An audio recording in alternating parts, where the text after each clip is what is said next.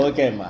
అంటే ఇప్పుడు ఎట్లా అంటే పుట్టినరోజు అన్నప్పుడు దానికి సంబంధించినటువంటి ఆశీర్వాదం ఏ రకంగా ఉండాలంటే మనకి మన లక్ష్యం గుర్తు చేసేవాళ్ళలాగా ఆ లక్ష్యంలో మనం ప్రయాణం చేసింది ఎంతవరకు సాధ్యం చేయగలిగాము, మిగతాది ఇంకేమన్నా ఉందా, ఇవన్నీ చేసుకుంటూ అందరి సహకారాలుగా మనం కోరుకుంటే పరమాత్మ ఆటోమేటిక్గా మీకు అన్నీ ఇస్తాడు. దానికి ఉదాహరణ ఎవరైతే బ్రహ్మాండమైనటువంటి ఆధునికమైన నౌక తయారు చేసుకొని లగ్జరీ టూరిస్ట్ టైటానిక్ లాగా ఇవి ఉంటాయి కదా, మన ఇవన్నీ కూడా క్రూజ్లు ఉంటాయి కదా, ఆ క్రూజ్ లాంటి 5 స్టోరీ ఇలా 10 స్టోరీ బిల్డింగ్లే ఉంటాయి అందులో, దాని నిండా ఆ షిప్ నిండా ఆ క్రూజ్ లాగా మనం తయారు చేసి దాన్ని సముద్ర ఒడ్డున కూర్చోబెడితే ప్రయాణం చేయకుండా ఎవరిని తీసుకెళ్లకుండా దాని పర్పస్ సరువు కాకుండా పెడితే ఉపయోగం ఉండదు. అలాగే మనిషి జన్మ ఎత్తిన తర్వాత మనకి దాన్ని సరైన సదుపయోగం చేయకపోతే ఒడ్డు ఉంది కదా ఓడ అని చెప్పి ఎక్కువ కాలం ఉంటుంది, అదేమన్నా సౌత్లో ప్రయాణం చేస్తుంది కదా ఆటుపోట్లు తట్టుకోవాలి, దానికి తుఫాన్లు వస్తాయి దారిలో అవి ఇవి అని చెప్పి అదేమన్నా తక్కువ కాలం బతుకుతుందా? ఇది ఒడ్డున్నది ఏమైపోతుంది, తుప్పు పట్టేస్తుంది, అంతే కదా. వాడకపోతే ఏదన్నా అంతే కదమ్మా. మన దగ్గర 4 రోజులు ఇంట్లో మనం లేకపోతే దుమ్ము గందరగోళం, అడుగు పెట్టడానికే మనం సంకోచిస్తాం, అవునా కదా. మన ఇల్లు అయినా కూడా అడుగు పెట్టడానికి సంకోచిస్తాం. మరి అటువంటి పరిస్థితిలో ఒడ్డు నుండి తుప్పు పట్టడం బెటరా? మన ప్రయాణం మనం చేసుకుంటూ పరమాత్మ నమ్మకంతో మన ప్రయాణం మనం ఆనందంగా చేసుకోవడం బెటరా? అంతే కదా. అది తెలివైన వాళ్ళు చేసే పని నాకు తెలిసి. కానీ మరి మనం తెలివైన వాళ్ళమా తెలివి తక్కువ వాళ్ళమా? ప్రతిసారి ఒక అడుగు నీళ్ళ పెట్టడం, మళ్ళీ ఒడ్డును పెట్టడం, మళ్ళీ ఒక అడుగు అక్కడ, మళ్ళీ ఒడ్డును పెట్టడం, ఇట్లా ఎన్నాళ్ళు జరుగుద్ది? ఈలోపు మనకి తుప్పు పట్టేస్తాం. అది చాలా చాలా ఇంపార్టెంట్ విషయం అమ్మ, ఇది గమనించాల్సినటువంటి విషయం. అందుకని అంటారు ఇంగ్లీష్లో బెటర్ రెస్ట్ దాన్ రస్ట్. చాలామంది రెస్ట్ తీసుకున్నామని అంటారు. నువ్వు రెస్ట్ తీసుకోవట్లా, రస్ట్ పడుతున్నావు, తుప్పు పడుతున్నావు. లక్ష్యం లేకుండా కూర్చున్నవాడు తుప్పు పడుతున్నాడు వాడు. నీ జీవిత లక్ష్యం ఏమిటి, నువ్వేం చేస్తున్నావు? లేదండి రెస్ట్ తీసుకున్నా ఏం కష్టపడ్డావు? ఆ సూర్యుడే కష్టపడ్డాను అంటలేదు ఇప్పుడు నువ్వు. వాడికి మనకి సూర్యోదయం సూర్యాస్తమయం ఉన్నాయి కానీ సూర్యుడికి ఉన్నాయా? సూర్యుడికి లేవు. ఆ సూర్యోదయం సూర్యాస్తమయంలో ఆ ఉండే 12 గంటలు ఏదో జాగ్రత్త అవస్థలో ఏదో కొంచెం చేసుంటావు, ఉద్యోగం చేసుంటావు, లేదా వంట చేసుంటావు, లేకపోతే పిల్లలు పెంచుంటావు, ఏదో చేసుంటావు చిన్న చిన్న పనులు. దానికే చాలా చేసేసానండి, ఇంకా రెస్ట్ తీసుకోవాలి. అసలు నువ్వు చెయ్యలేదు ఏది, నువ్వు భగవంతుడి భాషలో చెప్తే నువ్వు ఏవి చెయ్యనే లేదు. నువ్వు సత్సంగానికి వెళ్ళింది లేదు, నువ్వు సత్సంగం చెప్పింది లేదు. నేను అది గ్రహించే కదా నేను ఇప్పుడు ఈ ప్రవచనాలకు వచ్చింది. జీవిత లక్ష్యం పూర్తి చేసుకోవాలని. ఇప్పుడు అవన్నీ గుర్తుపెట్టినాను అనుకో, అప్పుడు మా వాళ్ళు ఇచ్చిన గౌరవాలు ఆఫీసుల్లో ఇలా కూర్చోవాలి, ఇలా ఇష్టం మాట్లాడకూడదు, ఏమైనా కనబడితే ఇలా చూడాలి, ఇలా చూడకూడదు, నవ్వకూడదు, చాలా ఉంటాయి. జాబ్లో ఉండేటప్పుడు భలే ఉంటుంది. అదే యాక్షన్లో అనిపిస్తుంది నాకు, అది యాక్షన్లో అనిపించేది. అంటే మాయలో కానీ నడిపే జీవితాలన్నీ నాకు యాక్షన్లాగా అనిపిస్తాయి. ఎవరు చూసినా సరే ఏమిటో యాక్షన్ అనుకుంటూ ఉంటాను.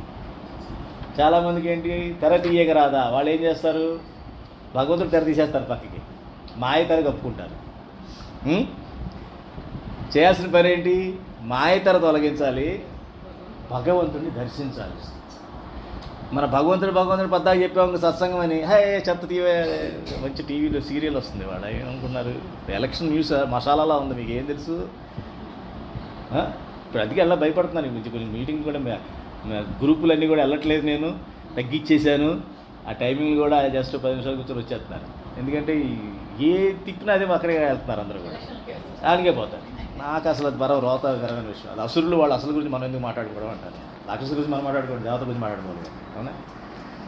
ఆ రకంగా ఎవరి కాళ్ళు వారి యొక్క జీవితాన్ని, వాడి యొక్క లక్ష్యాన్ని నిర్దేశించుకోవాలి.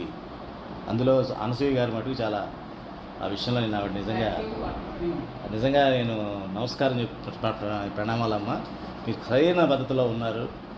చక్కగా దీన్ని ఇంకా మీరు ఏం చేయాలంటే కాంటంప్లేషన్ చేసుకోవాలి. కూర్చొని మనం ఆధ్యాత్మిక ధోరణిలో ఆలోచిస్తుంటే, మన గురించి మనం ఆలోచిస్తుంటే ఎంత బాగుంటుందంటే, అబ్బా ఇంత బాగుందా అంటే ఆత్మ సౌందర్యం ఉంటుంది చూసారా. ఆత్మ సౌందర్యాన్ని ఎవరు చెప్పలేరు. అది తెలుస్తుంది, పక్క వాళ్ళే తెలుస్తుంది. అవి తేజస్ అంటాం. ఆత్మసౌందర్యం అంటే నథింగ్ బట్ తేజస్. ఆ తేజస్సు మనలో వచ్చినప్పుడు ఎక్స్పెక్ట్ చేయం కదా, మీరు నా చప్పట్లు కొడుతున్నారా, లేదా నన్ను తిడుతున్నారా, నన్ను పొగుడుతున్నారా, ఏం ఎక్స్పెక్టేషన్స్ మనకు ఉండవు. దానికదే ఎలాగైతే సూర్యుడు వచ్చినప్పుడు నన్ను అందరూ మెచ్చుకుంటున్నారా లేదా, నేను వస్తున్నందుకు రోజు దండం పెడుతున్నారా చూస్తాడా, ఆయన దాన్ని ఆయన వస్తాడు, ఆయన దాన్ని ఆయన వెళ్ళిపోతాడు, అంతే. అలా మనకి ఎప్పుడైతే ఆత్మసౌందర్యం ఉంటుందో మిగతా వాటి గురించి మనం ఎక్స్పెక్ట్ చేసి మన యొక్క బిహేవియర్ మార్చుకోం. మనం బిహేవియర్ ఎలా ఉంటుందంటే మనలాగే ఉంటుంది, మంచిగానే ఉంటుంది, ధర్మంగానే ఉంటుంది, తేజస్తో ఉంటుంది. అంతేగాని ఎదుటి వాళ్ళు ఏమనుకుంటారు అన్నప్పుడు మన యొక్క బిహేవియర్ మాట మారిపోతుంది, మన యొక్క భాష మారిపోతుంది, మన వ్యవహారం మారిపోతుంది, అన్నీ మారిపోతుంది. కాబట్టి ప్రతి వాళ్ళు కూడా ఈ పుట్టిన సందేశాన్ని అందరూ కూడా తీసుకొని మీ జీవితాలను మీరు అనాలిసిస్ చేసుకొని, మీకు చాలా ఈ జన్మ మామూలు జన్మ అయితే కాదు నాకు తెలిసి. ఎవరికి వాళ్ళు తక్కువ కాదు, మిగతా వాళ్ళతో పోల్చుకోవద్దు. మీరందరూ కూడా భగవంతుడి డైరెక్ట్గా మీ పరమపిత అనుకోండి, భగవంతుడు అనుకున్నప్పుడే సాధ్యం అవుతుంది. ఎందుకంటే నా తండ్రి బాగా మహిమావంతుడైతే నేను ఎక్కువసేపు చెప్పుకుంటా, నా తండ్రి అంత విలువ లేడు అనుకో చెప్పుకుంటామా, చెప్పుకోం కదా. సో ఎప్పుడైతే భగవంతుడే నా తండ్రి అనుకుంటామో ఆయన యొక్క మహిమ, ఆయన తేజస్సు నాదే కాబట్టి, వారసుడు నేనే కాబట్టి నేను కూడా ఆ గర్వంతో ఆ దర్పంతో ఉండే అవకాశం ఉంటుంది. ఏమా రైట్. సో బెటర్ రెస్ట్ దాన్ రస్ట్. రెస్ట్ అంటే ఏంటి మరి? రస్ట్ అంటే తుప్పు, రెస్ట్ అంటే విరామం ఆరు విశ్రాంతి. దేని విశ్రాంతి? నీ లక్ష్యం కోసం నువ్వు చేస్తున్న ప్రయత్నంలో కాసేపు కూర్చో. చెట్టు నీళ్ళలో నాకు చెప్పారు టీచర్ గారు, చెట్టు నీళ్ళలో కాసేపు కూర్చో. చెట్టు నీళ్ళలోనే బిల్డింగ్ కట్టేసుకొని అక్కడే కాపురం పెట్టేయకూడదు. అదే అనమాట జరుగుతుంది. ఏమ్మా రెస్ట్ అన్నది రెస్ట్ అయిపోద్ది. అప్పుడు ఏమవుతుంది? రెస్ట్ అయిపోతుంది. కాసేపు రెస్ట్ తీసుకో, మళ్ళీ నీ యొక్క ప్రయాణాన్ని, జీవిత ప్రయాణాన్ని, సత్సంగ ప్రయాణాన్ని సాగించాలి. అప్పుడే ఆనందం ఉంటుంది, అప్పుడే నీడ యొక్క బ్యూటీ తెలుస్తుంది మనకి. ఎండలో వెళ్ళకపోతే నీడ గురించి ఏం తెలుస్తుంది? తెలీదు.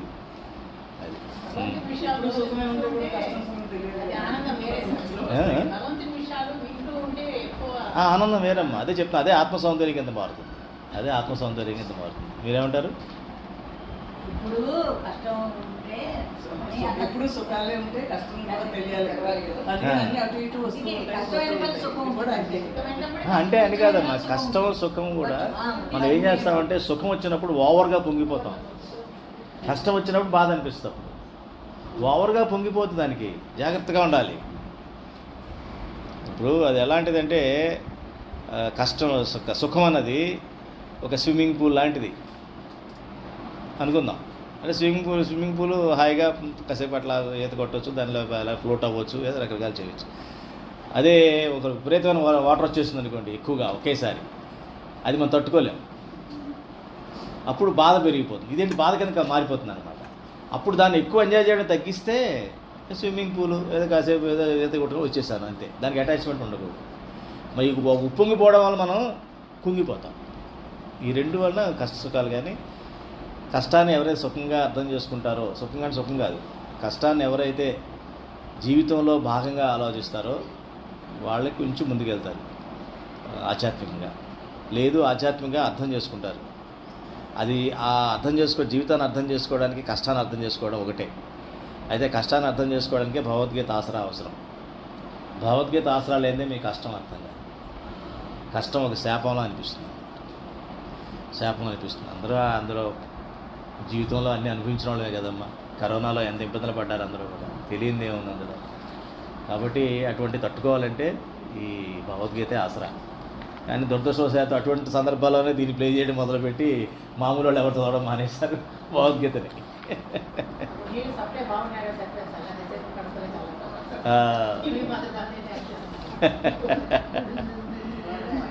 అమ్మా ఎంత నెంబరు? 35, 10వ అధ్యాయం 35వ శ్లోకం.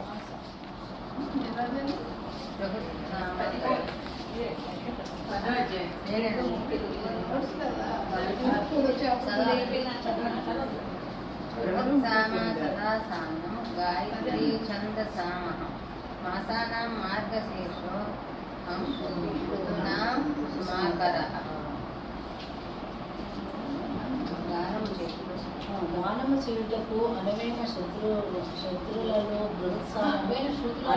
శృతులలో బృహత్సామము నేను, ఛందస్సులలో గాయత్రి ఛందస్సును నేను, మాసములలో మార్గశీర్షము, ఋతువులలో వసంత ఋతువును నేనే. బృహత్సామ తథా సామ్నాం గాయత్రీ ఛందసామహం మాసానాం మార్గశీర్షోహం ఋతూనాం కుసుమాకరః.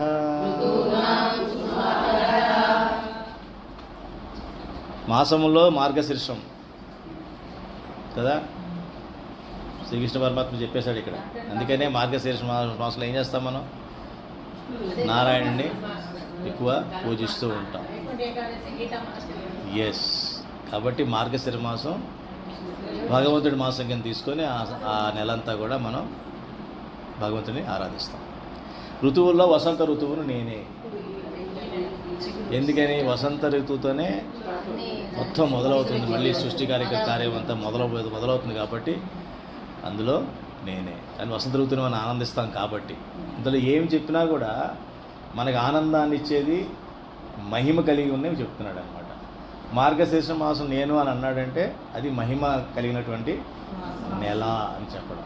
అట్లాగే గానం చేయడానికి శృతులలో బృహత్ సామమును నేనే అన్నాడు. సామవేదాల్లో బృహత్ సామం అన్నది మనకి ఈ రోజులు ఎవరు ఎక్కడ పాడుతున్నారో మనకు తెలియదు, కానీ ఆ రోజుల్లో సంగీతం, సాహిత్యం, నాట్యం ఇవన్నీ కూడా జీవితంలో భాగం కాబట్టి అప్పుడు ఇవన్నీ తెలిసేవి. మనకి ఇవేమీ తెలియవు. మనం ఏంటంటే మారిపోయాం, అంతా టీవీలు అట్లా పడిపోయాం కాబట్టి అవి తెలియవు. ఛందస్సులో గాయత్రి ఛందస్సు అంటే చెప్తారు కదా, ఎట్లాగా మన పంచాక్షరి అష్టాక్షరి ఎలాగో ఇది గాయత్రి ఛందస్సు అనమాట. అంటే 24 అక్షరాలు ఉంటాయి, దాన్ని గాయత్రి ఛందస్సు అంటారు. ఛందస్సులో ఉత్తమమైన ఛందస్సు గాయత్రి ఛందస్సు అనమాట. ఏమా అలాగే ఋతువుల్లో వసంత ఋతువుని నేనే అని చెప్తున్నాడు. నెక్స్ట్ నిరూతం చలయతామస్మి తేజస్తేజస్వినామహం దేవోస్మి వ్యవసాయోస్మి సత్వం సత్వవతామహం. వంచకులలో జోగము నేనే, ప్రభావశాలులోని ప్రభావమును నేను, విజేతలలో జయమును నేను, నిత్యాత్మకులలో నిశ్చయమును, సాత్విక పురుషులలో సాత్విక భావమును నేనే. జూతం చలయతామస్మి తేజస్తేజస్వినామహం జయోస్మి వ్యవసాయోస్మి సత్వం సత్వవతామహం. ఇది చాలామంది లోకులకి ఉపయోగపడేటువంటి జోదం. ఈ చాలామంది మా ఫ్రెండ్స్ అందరూ కూడా దీన్ని వాడుతూ ఉంటారు కొంతమంది. ఎందుకంటే మేము కూడా భగవద్గీత శ్రీకృష్ణుడు చెప్పింది చేస్తున్నాం అంటుంటారు. అంటే ఇక్కడ ఏంటంటే వంచకులలో జోదమును నేనే, మోసం చేసేవాళ్ళలో జోదముని నేనే, ఆ తెలివితేటలు నేనే అంటున్నాడు. అక్కడ చెప్తుంది ఏంటంటే ఆ బుద్ధి నేను అని చెప్తున్నాడు. ఆ బుద్ధి నేను ఎందుకని చెప్తున్నాడు ఈ విషయం? జోదం అన్నది మంచి పని కాదు కదా, మళ్ళీ అందులో ఆ జోదం ఆడేటటువంటి బుద్ధి నేనే అని చెప్పడం అర్థం ఏమిటి?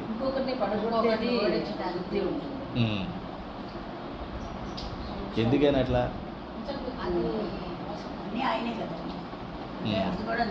అట్లీస్ట్ వాడు జోదం ఆడేటప్పుడు జయ శ్రీకృష్ణ అనుకుని ఆడినా కూడా ఏదో టైంలో వాడు శ్రీకృష్ణ తలుచుకున్నాడు. ఈ జన్మ కాకపోతే 1 కోటి సంవత్సరాల తర్వాత అయినా వాడు కనీసం ఆ రూట్లోకి వస్తాడు అని చెప్పడం. బుద్ధిని దీన్ని దేనికి వాడాడు? వంచనకి వాడాడు. వంచనతో ఎలాగన్నా గెలవాలి. గెలవడం అనేది మంచి పద్ధతే, తప్పేం లేదు. నీ యొక్క సామర్థ్యంతో, నీ యొక్క బుద్ధితో, నీ జ్ఞానంతో ధర్మబద్ధంగా గెలువు. కానీ ఇది ఎలాగన్నా గెలవడం వంచన. ఆ వంచనలో ధర్మం అన్నది ఉండదు. శకుని చేశాడు కదా, శకుని వంచనతోనే గెలిచాడు. శకుని వంచనతోనే ఏమ్మా గెలవకూడదు. వాడు కనీసం ఆ టైంలో శ్రీకృష్ణుని తలుచుకున్నాడు అంటే అర్థం ఏంటి? వాడికి ఈ జోదం నా తెలివితేట, నీ నాయి కాదు ఇవి, నన్ను గెలిపించు అని దండం పెట్టుకుంటున్నాడు వాడు. అది అది కనీసం వాడు భక్తి కేటగిరీలో ఉన్నాడు కదా. చేసే పని తప్పు తప్పుడు పని అయినా వాడు భగవంతుడు తలుచుకొని వెళ్తున్నాడు. చేసుకుంటున్నాడు కదా. భక్తుడి కేటగిరీలో ఉన్నాడు వాడు. కాకపోతే వాడికి ఇంక కోటి సంవత్సరాలు పడతాయి. పాపం వాడికి కోటి జన్మలు పడతాయి వాడికి. త్వరగా రాడు. కానీ ఆ నాస్తికుడు కానీ వీడు బెటరు. నాస్తికుడు అక్కడే తిరుగుతుంటాడు పొగలో. వీడు కనీసం నేను పొగలో ఉన్నాను, ఆ పొగ మార్గంలో చనిపోయిన తర్వాత ధూమ మార్గంలో వెళుతూ కూడా పరమాత్మ నన్ను రక్షించి అంటాడు. ఎవడు?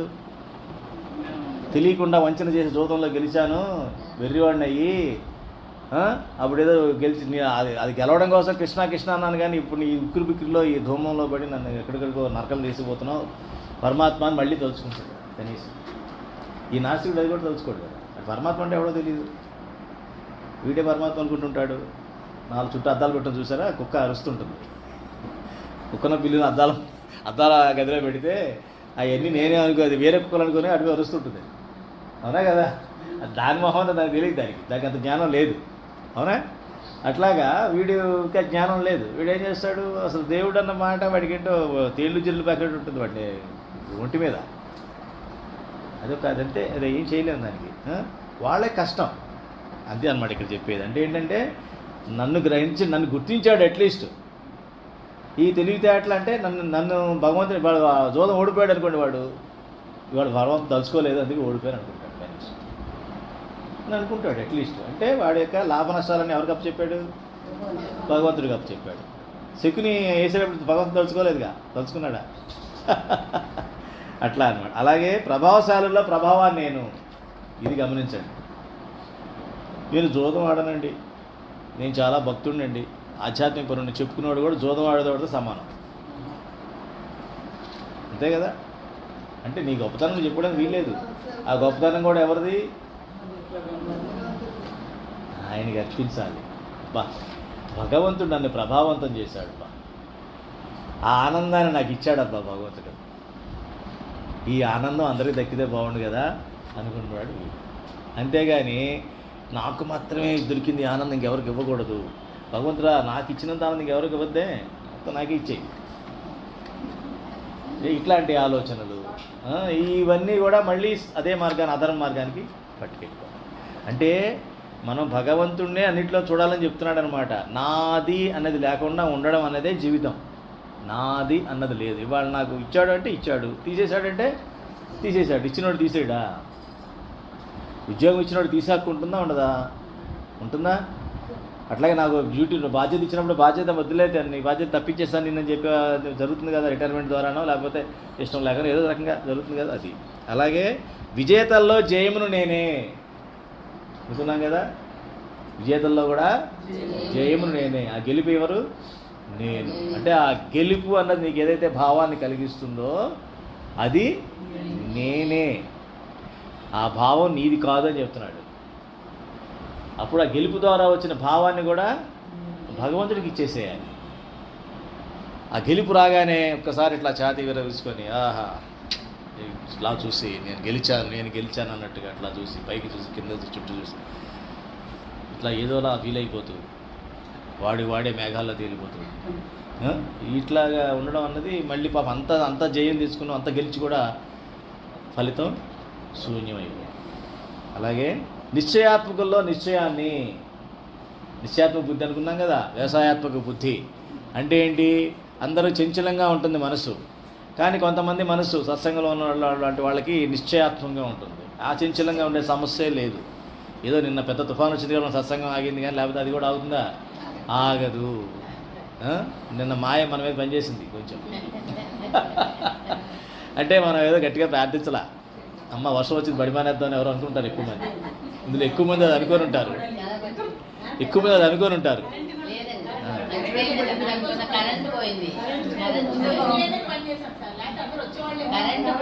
అబ్బాయి నేను దాని గురించి అనట్లేదు.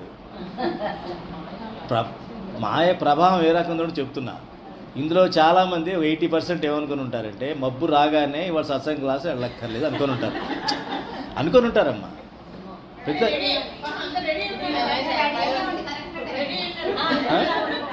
అని కాదమ్మా, జనరల్గా జరిగేది. భగవంతుడు ఎలా ఉంటుందంటే ఫలితం ఎలా ఇస్తాడంటే భగవంతుడు అనిపిస్తుంది ఆ మబ్బు చూడగానే వీళ్ళు ఉత్సాహం చల్లారిపోతుంది.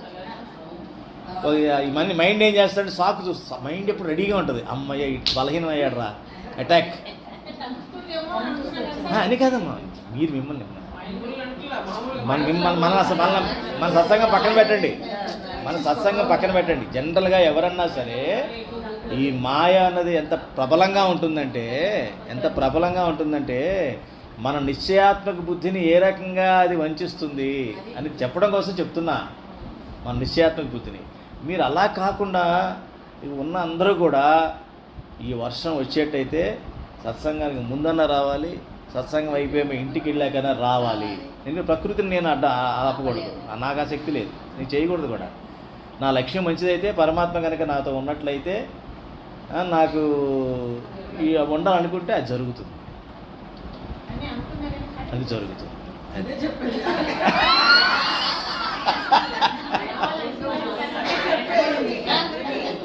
అంటే నేను చెప్తున్నానమ్మా, మాయ బలం.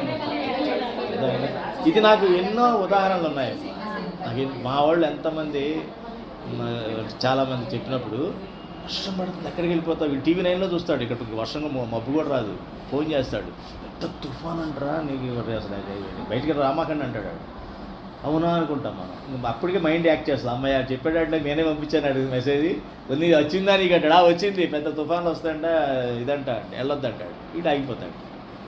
ఇట్లా కాకుండా మనం అనుకున్నాం అనుకోండి, లక్ష్యం మంచిది అనుకోండి, ఇది భగవంతుడా అది వచ్చేటైతే అటు కానీ ఇటు కానీ ఉండేలాగా నా బుద్ధి కలిగించు అని అంటే ఆయన కరెక్ట్గా ముహూర్తం పెడతాడు.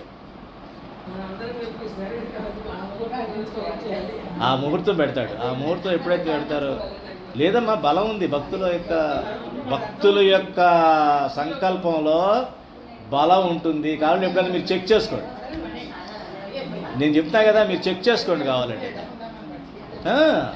లేకపోతే భగవంతుడు మీకు ఎలా తెలుస్తుంది?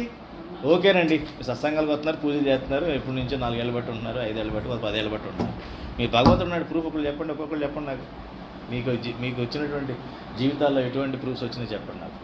ఇప్పుడు అనిపించింది భగవంతుడు ఉన్నాడు, భగవంతుడు ఎప్పుడు ఫీల్ అయ్యారు చెప్పండి.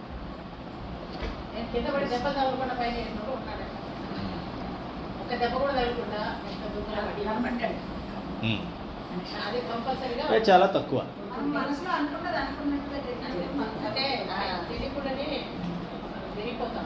ఇలా చెప్పండి, ఐ వాంట్ ఫీడ్బ్యాక్.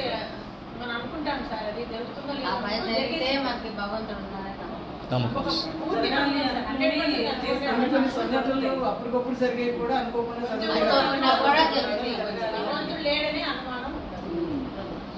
భగవంతుడు లేడని అనుమానం, భగవంతుడు ఉన్నానన్నది ప్రమాణం. ఆ ప్రమాణం ఎవరి కాళ్ళకే ఉండాలి, ఎవరో ఇక్కడ చెప్పారనే ప్రమాణం ఉండకూడదు. మీకు ఆ ప్రమాణం మీకు ఉన్నప్పుడు ఎవడేం చెప్పినా సరే పరమాత్మ మీ దగ్గర నుంచి చెదరడు. ముఖ్యంగా మీ మాయ మిమ్మల్ని డిస్టర్బ్ చేయలేదు. ఒకవేళ మీరు ఎంతమంది అనుకున్నారండి, అయినా కూడా నిన్న తుఫాన్ వచ్చింది అంటే అర్థం ఏంటి? ఏదో అది జరగకూడదు సత్సంగం. ఆ రోజు సత్సంగం భగవంతుడు నిర్ణయం అనుకోవాలి. ఎప్పుడు అనుకోవాలి? అది మేఘాన్ని చూసి నేను వెళ్ళకూడదు అనుకున్న తర్వాత కాదు. ఎట్టి పరిస్థితిలో కూర్చొని రెడీగా కూర్చున్నాం, అందరు ప్రిపేర్ అయిపోయాం, మిగతా పనులన్నీ వాయిదా వేసుకున్నాం, ఎలాగైతే సత్సంగానికి వచ్చే ప్రయత్నం చేస్తాం, అదే రకంగా కూర్చున్నాం. మబ్బులు రాని వర్షం పడిన అన్నీ కానీ కూర్చున్నాం, అయినా ఆగల. భగవంతుడు ఇచ్చా అనుకోవాలి. అది మనం తయారవ్వం కదా, మబ్బు చూడంగానే మన తయారీలో ఆగిపోతాయి, అన్నీ ఆగిపోతాయి. వర్షం వచ్చేలా ఉందిలే, పెద్ద తుఫాన్ అవుతామో అని చెప్పుకోవాలి. గాలి అని చెప్పారు టీవీ 9లో, ఇంకో దాంట్లో తుఫాన్ అన్నారు, అక్కడెక్కడేది అయిపోతుందంట. మన చెట్లు ఎక్కువ. అప్పటికే ఆల్రెడీ ఫోన్ చేస్తారు, అమీర్పేట పడిపోయింది ఏదో చెట్టు అంటాడు. మన చెట్లు ఏమి చూస్తుంటాం, ఇక్కడ ఈ చెట్టు పడిపోద్దామో వెళ్ళేటప్పుడు. అదే ఈ రకంగా మన మైండ్ రకరకాలుగా వికృత రూపం చూపిస్తారన్నమాట. అది నేను చెప్తుంది. అలా కాకుండా మీరు అవేవి పట్టించుకోకుండా మీరు బయలుదేరే టైం కల్లా మీరు ఎట్లా తయారై రెడీగా ఉంటారు, అలా రెడీగా ఉండి కూర్చున్న తర్వాత కూడా అది జరగకపోతే అది భగవంతుడు ఇచ్చా అని చెప్పి అసలు ఎటువంటి ఫీలింగ్ లేకుండా సత్సంగం జరిగినట్టే లెక్క. ఎందుకంటే మీ మనసులో సత్సంగానికి రెడీ అయిపోయారు కదా, సత్సంగం అయినట్టే లెక్క. అది చదువు ఇంట్లో కూర్చొని ఇంకా మంచిది. అది దాన్ని మించింది లేదు. కరెక్ట్, అది కరెక్ట్. ఇంట్లో ప్రార్థనా గీతం చేసుకొని 4 శ్లోకాలు చదువుకోండి, ఆ గంట అక్కడ గడపండి, పూజ గదిలో గడపండి. చాలా మంచి సలహా అమ్మా, ఇది కరెక్ట్. Very good, congratulation. ఎవరైతే చేశారో వాళ్ళు మటుకు ఈ మార్గంలో ఉన్నారమ్మా. మీ అందరికీ నా నమస్కారాలు. మీలాంటి భక్తులు ఉన్నారంటే మీకు చాలా మీది వచ్చే అన్నీ కూడా మీకు ముక్తి మార్గం దగ్గరగా ఉన్నట్టు లెక్క, ఇంకా అనుమానం లేదు. ఇటువంటి ఆ యాటిట్యూడ్తో ఉన్న వాళ్ళకి ముక్తికి దగ్గరగా ఉన్నారని లెక్క. అంటే ఎక్కువ జన్మలు ఉండవు, ఇక మధ్యలో వచ్చినా కూడా పిచ్చి జన్మలు ఉండవు, అర్థబద్ధమైన జన్మలు ఉండవు, మీనింగ్ఫుల్ ఉంటాయి. మీనింగ్ అంటే ఎందుకు పుట్టా ముందే తెలిసిపోతుంది మనకి ఆ రకమైన జన్మలో. చాలా సంతోషం అమ్మా, చాలా సంతోషం.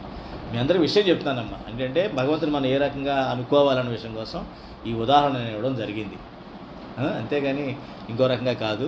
కాబట్టి ఇందులో మనం ఫెయిల్ అవ్వచ్చు, మనమే అది అయి ఉండొచ్చు, పంపు వచ్చినప్పుడు ఆగిపోయి ఉండొచ్చు, పర్వాలా. అందరూ ఒకే స్థాయిలో ఉండరు కదా, నష్టమేమీ లేదు. కానీ అప్పుడు కనీసం భగవంతుడా సత్సంగం వెళ్దాం అనుకుంటున్నాను అని ఒక మాట అని అనుకున్నట్టయితే, ఆ మాట అని అనేసినట్టయితే మాయ ప్రభావం మీద ఎక్కువ ఉండదు. ఆ మాయ ప్రభావం ఎప్పుడైతే ఉండదో అలవాటు అయిపోతుంది మీకు. మాయని తప్పించుకునే అలవాటు మీకు వచ్చేస్తుంది. అది అంటే నిశ్చయాత్మక బుద్ధిని మాయ ఎలా తప్పిస్తాను గురించి చెప్తున్నా. అలాగే సాత్విక పురుషుల్లో సాత్విక భావాన్ని కూడా నేనే, అంటే సాధు సత్పురుషుల్లో మనం చూసేటువంటి వాళ్ళ మాటలు కానీ, వాళ్ళ ప్రవచనాలు కానీ, వారి యొక్క దృష్టి కానీ, వారి యొక్క సాంగత్యం కానీ, వాళ్ళ యొక్క సాత్వికత్వం కానీ, ఇవన్నీ కూడా నేనే. అందుకే మన సాధువులు వచ్చినా ఎవరు వచ్చినా సరే వాళ్ళ సత్పురుషులకు కాళ్ళకి దండం పెడతాం. ఎందుకని? ఆయనలో పరమాత్మ చూస్తాం కాబట్టి. సాధువులు సత్పురుషుల్లో పరమాత్మను చూస్తాం మనం, గురువుల్లో కానీ పరమాత్మను చూస్తాం. అది కొంత మన సాంప్రదాయంలో అలవాటు ఉంది కాబట్టి ఇది పెద్ద అర్థం చేసుకోవడంలో పెద్ద కష్టమైన విషయం కాదు. కానీ పైయన్ని అర్థం చేసుకోవడం కష్టం. వంచికల్లో జోదము నేనే, ప్రభావశీలులో ప్రభావవంతుడు నేనే, మరి ఇవన్నీ కొంచెం అర్థం చేసుకోవడం, జయమును నేనే, నిశ్చాత్మక బుద్ధిని కూడా నేనే అని అర్థం చేసుకోవడం కొద్దిగా కష్టం. కానీ అది కూడా ప్రాక్టీస్ చేయాలి. ఏమా నెక్స్ట్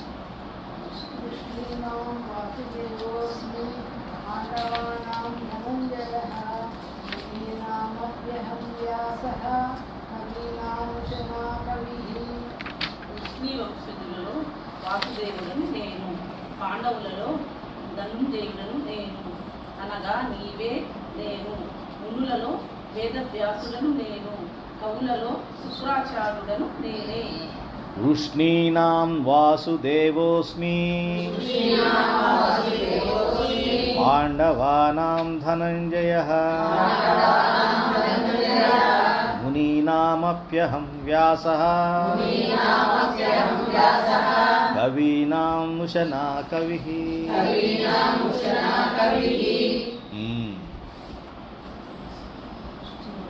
వాసుదేవుడు నేనే, ధనంజయుని కూడా నేనే. అంటే భగవంతుడు నేనే, భక్తుడిని కూడా నేనే. చూసారా, భగవంతుడు నేనే, భక్తుడిని కూడా చూడండి మరి ఎంత చక్కని చేశాడు. ఇది మన ఊహకు అందదు కదా. ఇటు భగవంతుడు ఆయనే, భక్తుడు నేనే ఏంటి, ఎట్లా ఇద్దరు వేరు కనిపిస్తున్నారు కదా. నరనారాయణ, అది నేను చెప్పబోతున్నాను. చాలా నిజంగా మీకు నమస్కారాలు, ప్రణామాలమ్మ. చాలా మంచి పదం చెప్పారు, అదే కరెక్ట్. నరనారాయణులు ఎప్పుడు కలిసే ఉంటారు ఈ యొక్క సృష్టిలో. సృష్టి అంతటా కూడా నరనారాయణులు కలిసే ఉంటారు.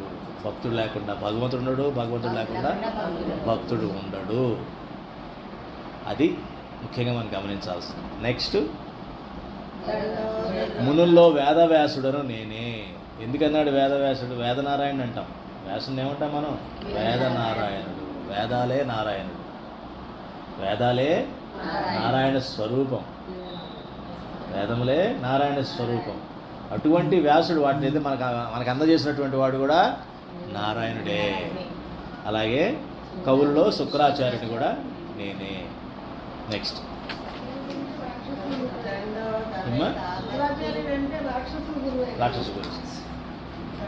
రాక్షస గురువు అనుకుంటాం కానీ మరి సంజీవిని మంత్రం ఆయనకే తెలుసు కదా.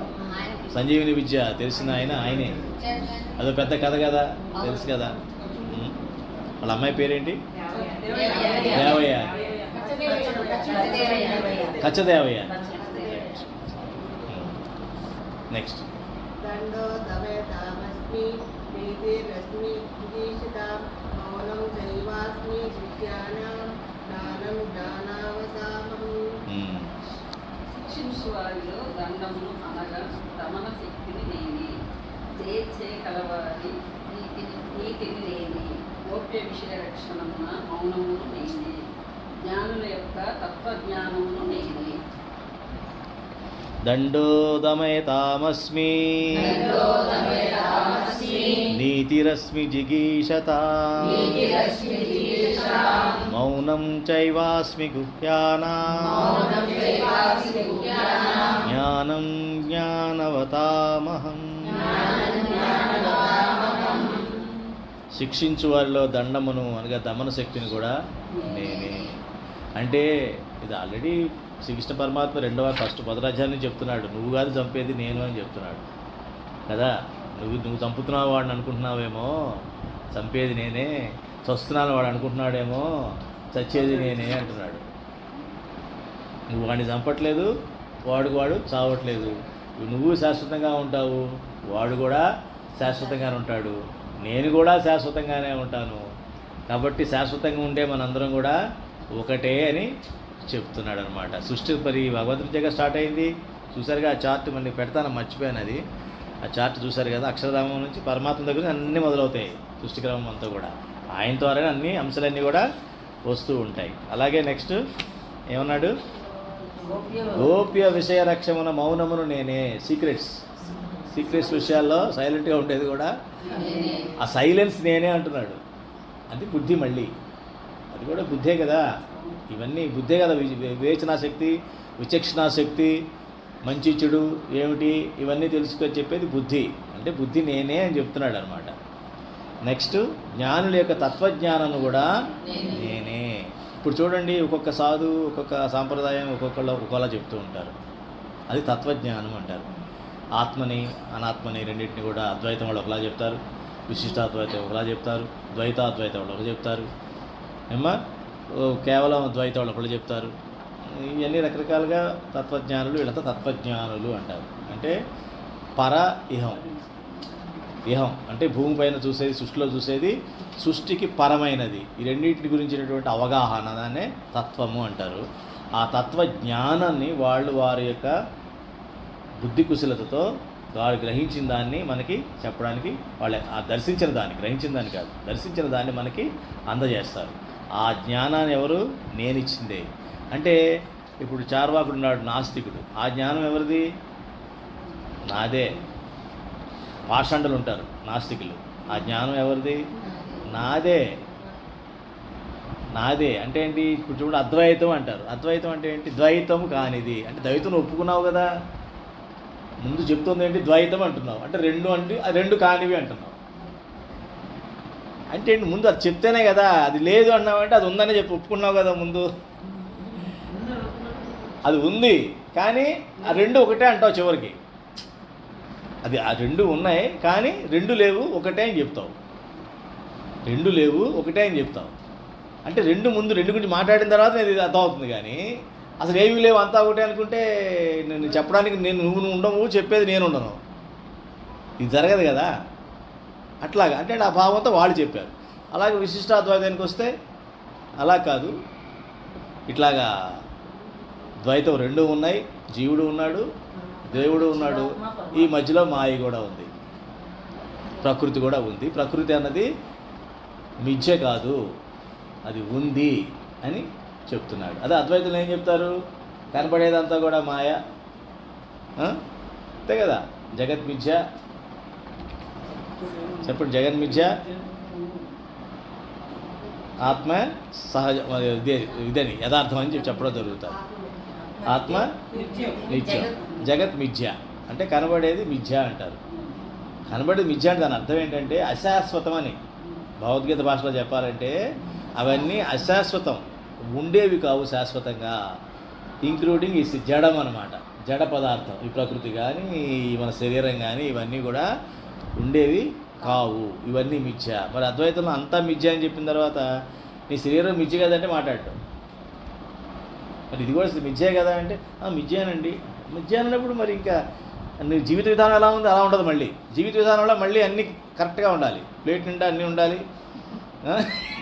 అవి కూడా రుచికరంగా ఉండాలి, అన్నీ కావాలి. మళ్ళీ అద్వైతం ఎట్లా అవుతావు నువ్వు? అద్వైతం అంటే ఏంటి? శంకరాచార్యుడు ఏమంటాడు ఇందులో కూడా చెప్పాడు కదా, ఏంటి బంగారాన్ని మట్టిని ఒకలా చూడాలి. జీవాత్మ పరమాత్మ ఒక్కడే. జీవాత్మ పరమాత్మ ఒక్కడే అని చెప్తున్నప్పుడు ఒకటే అనుకున్నప్పుడు మన బిహేవియర్ ఎలా ఉంటుంది, ప్రవర్తన అంటే ప్రతి జీవాత్మలో కూడా మన పరమాత్మ కుక్కలు, నక్కని, పిల్లిని, మట్టిని, బంగారం ఒకలా చూస్తున్నావా? చూడటం లేదు కదా. ఆ స్థాయి నీ మనసులో ఉండేది. అది అద్వైతం అన్నది మనసులో భావనమ్మ. చివరికి అద్వైతమే అందరం వెళ్ళేది. పరమాత్మ ఒక్కడు నువ్వు గ్రహించావంటే అది వచ్చినట్టే. కానీ ఆచరణలో పెట్టడానికి వీలు కాదు. అది ఆచరణలో పెట్టడానికి అది స్థాయి అన్నమాట. లోపల భావన అంటాం కదా మనం, ఆత్మభావన అంటాం కదా. ఆత్మభావన అది ఉంటుంది.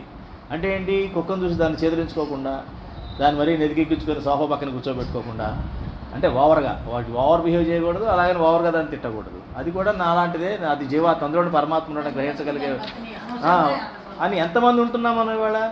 నేను చెప్పినట్టుగా పూలు కోసేటప్పుడు కూడా ఇలా కోస్తాం. నాది కాదు అనుకుంటే దాన్ని ఇష్టం వచ్చినట్టు చూస్తాం.